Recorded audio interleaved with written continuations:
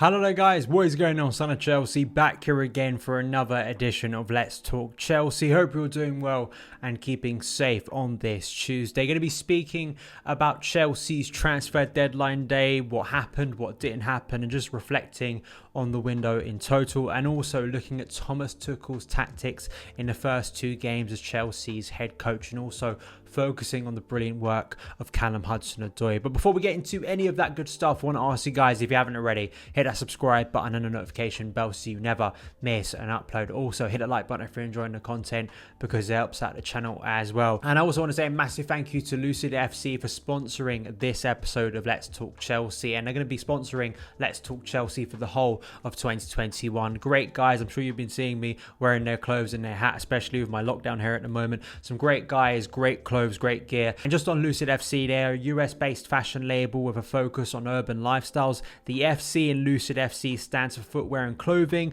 but naturally ties into football culture. They're great guys, Chelsea fans too, which helps as well. I'm going to have some exclusive promotions and offers from Lucid in the coming weeks and months, so stay tuned. So thank you, Lucid, for sponsoring Let's Talk Chelsea in 2021. But let's get into deadline day, which was really boring from a Chelsea perspective. The main talking point from it was Billy Gilmour, which I'll get into. The most intriguing part for me yesterday, just watching what happened elsewhere, was Diego Costa and this rumour that he was going to return to the Premier League and sign for an unnamed top six club. That didn't happen. It came from Sky Sports, and it reminded me a lot of last year Chelsea being linked by Sky to an unnamed Premier League defender, which we never signed. So I think it tells you a lot about Sky Sports at the moment in terms of their links, but neither of those things happened, especially Diego. You know how much I love Diego, one of my favourite players ever to play for Chelsea. I think he's just going to retire to Brazil now, just chill on his dirt bikes and maybe play for the local club and cause some nuisance there. But I didn't see him coming back to the Premier League. But in the case of Billy Gilmour, it was the big question mark looming over him for the past week, especially when Frank Lampard made those comments in his final game about the potential for him to go out on loan. And then, of course, with Lampard being sacked, there was that option there, and you felt that with a new manager coming in, does this just feel like a very natural sort of point where Billy Gilmour goes out on loan, is guaranteed first football with all the upheaval at Chelsea with Tuchel. But Matt Law reporting yesterday, as has been reported over the weekend, and also referencing that with Thomas Tuchel's complimentary comments about Billy Gilmour recently, that Gilmour will not go out on loan, which he didn't. Chelsea want him involved in the first team squad for the rest of the season. And also Matt Law reported that he was told that Gilmour will get chances and game time from Thomas Tuchel, who has impressed him in training. I think in the case of Gilmour, it's player needs versus club needs. So in the case of Gilmour, he wants first team football for his development. And with Scotland, of course, being at the Euros in the summer, going to play England, which is going to be a really interesting game. But in terms of Gilmour, he knows if he starts playing football, starts playing well, there's a chance of him getting into that first team squad because he's rated so highly. And with him staying at Chelsea with so much competition now in that central midfield role, and with Lampard not being at the club, there is that concern. You see now Jorginho and Kova seem like first team players again under Thomas Tuchel, and N'Golo Kante too, how complimentary Thomas Tuchel has been about N'Golo Kante, so you expect him now back from injury to feature in this team heavily. And you do wonder where Gilmour plays, but we do know Thomas Tuchel is a flexible manager. He's going into matches sometimes with different systems, different formations, and different lineups with personnel, altering game to game depending on the situation. So that could help Billy Gilmour. I also think, looking at the number of games Chelsea have, I do think Gilmour will get a chance because of the FA Cup against Barnsley.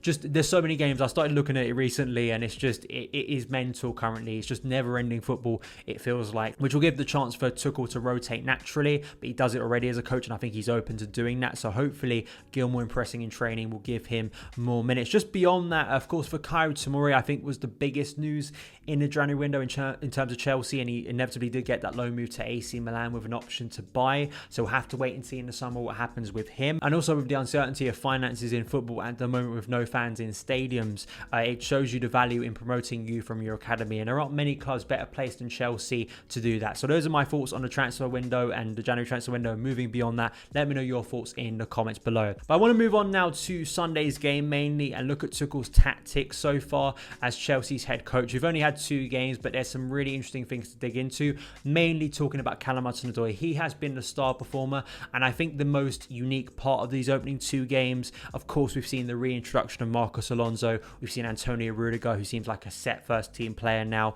Beyond that, you know, you look at Kova and Jorginho in the centre of that park too. You think about the futures of Kai Havertz, Mason Mount, Timo Werner, Tammy Abraham, attacking players too. But I feel Callum is the one player at right wing back. It's really opening a lot of eyes, and you're sort of intrigued to see where that goes. And it feels like right now Callum is now a first team player. He's getting those opportunities. He looks back to his best. But I don't only want to look at him, just look at the system, how Thomas Tuchel is lining up and how he progressed the ball well on Sunday to create chances against Burnley. I just want to reference this piece from Liam Toomey, which really inspired me to talk about the tactics today. How Tuchel is channeling Chelsea's attack through Hudson-Odoi. Please go and read this article. Really good piece. Lots of detail and insight from Liam Toomey. Link in the description box below. But let's take a look at the setup on Sunday. Very similar in formation to the setup against Wolves, but there were some changes in personnel, especially as we moved up the pitch. So Mendy still in goal. The back three of Dave, Thiago Silva and Rudiger have started both of the games so far for Tuchel. I wonder if that will be the case again on Thursday night against Spurs, because we have kept 2 clean sheets with this back three. Marcus Alonso reintroduced into the team. Cover and Georgie keeping their places in that double six. Callum Hudson-Odoi at right wing back, and most changes in the team were in sort of that front three. So the 2 behind the striker, Timo Werner and Mason Mount in for Hakim Ziyech and Kai Havertz, and Tammy Abraham in for Olivier Giroud. I felt personally in the second half when Christian Pulisic came on for Tammy Abraham, it did alter to me and it did look more like a 3-5-2. I felt Werner and Pulisic, and this is something I want to get into in terms of the way Tuchel will adapt and sort of change the way his forwards and attack looks. I think Tuchel was aiming to get more speed into that attack and try and confuse Burnley a little bit, not give them an obvious focal point. And Tammy was struggling to hold up the ball against the likes of Tarkowski in that first half. So that's why I think he went for that. And I am intrigued to see, say, against Spurs and beyond that, whether he opts for this again, sort of a faster, less obvious attack in terms of one of Olivier Giroud and Tammy Abraham sort of not having an obvious target man, and how that works in the system. And this is the way I felt it looked in the second half of Callum Hudson-Odoi pushing right up, almost as a conventional winger. I mean, in terms of being a right wing back, he didn't have to do a lot of defending, and he was mainly being asked to hug the touchline as a usual winger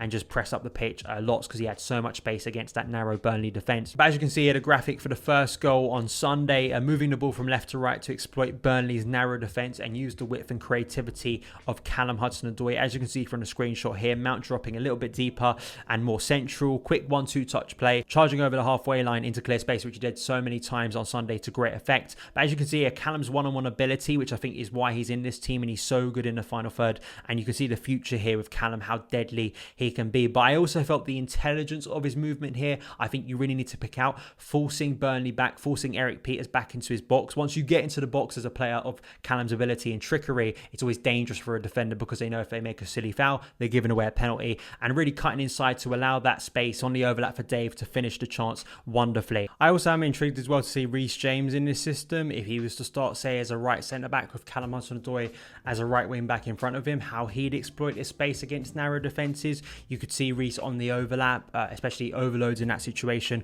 really helping Chelsea out. So I think that's another thing to point out. And Dave definitely exploited the space to great effect to get Chelsea the first goal against Burnley. And talking about the right wing-back, you think about Victor Moses under Antonio Conte. Now, the difference here is, I think Victor Moses, of course, given his age at that time and given the potential compared to Callum Hudson-Odoi, I think the ceiling for Callum Hudson-Odoi is much higher. And I think it's very easy sometimes to look at formations and just compare them and say it's exactly the same. The way the formation is being played is very different under Thomas Tuchel with a back three compared to Antonio Conte with a back three. So it's just because they play the same system, I don't think it's the same way it's being played, especially with Callum so high up as sort of an offensive player, an offensive wing back, rather than just, say, a defensive wing back. He's not being asked that much at the moment to track back. I think that will change if he is playing this role against the higher pressing team, and maybe we could see that if he starts against Spurs, especially with the threat of Son on the break, and that's something to consider. But I want to look at the heat map as well. I think it just shows you the positions he gets himself into, and it just shows you how the majority of the time against Burnley, and it was the same against Wolves, he spent hugging a touchline further up the pitch, getting those positions where he can receive the ball from Mason Mount. Those two pass to each other the most on Sunday, and I think it tells the way Chelsea progressed the ball and look to progress the ball to exploit Burnley's narrow defence and create opportunities from the right. I also think low crosses into the box. I mean, it's something that frustrated fans with Frank Lampard, but it's not surprising against defences that deep and narrow. You have to go wide. You have to use width. You have to use crossing opportunities like from Callum Hudson-Odoi. But it's the type of crossing that I think intrigues me, especially with Callum's ability, I say, in final third passing. I think the low sort of crosses into the box, and I think towards Timo Werner and trying trying to get the best out of him. Trying to aim a high cross into the box as if Olivier Giroud or even Diego Costa is in there isn't going to help Timo Werner's game if he's playing as a central striker. But with these low crosses into the box, unfortunately he scuffed the shot in the first half, completely mistimed it, which shows you the lack of confidence in Timo Werner's game. But you saw the movement there, Callum Hudson-Odoi cutting the ball across the box with Timo Werner, and have been comparisons made to Ousmane Dembele at Borussia Dortmund, who flourished wonderfully and developed so well under Thomas Tuchel. Let's hope the same can happen with Callum Hudson-Odoi. Let me know your opinions about Callum Hudson-Odoi. Do you think he's going to stay as right wing back now? What do you think about the future of Hudson-Odoi? How high do you think the ceiling is for him at Chelsea? Let me know in the comments below. But that is it for this edition of Let's Talk Chelsea. Thank you guys so much for taking the time to watch it. If you did enjoy it, hit that subscribe button and the notification bell so you never miss an upload. Follow me on Twitter at SonOfChelsea, and I'll see you again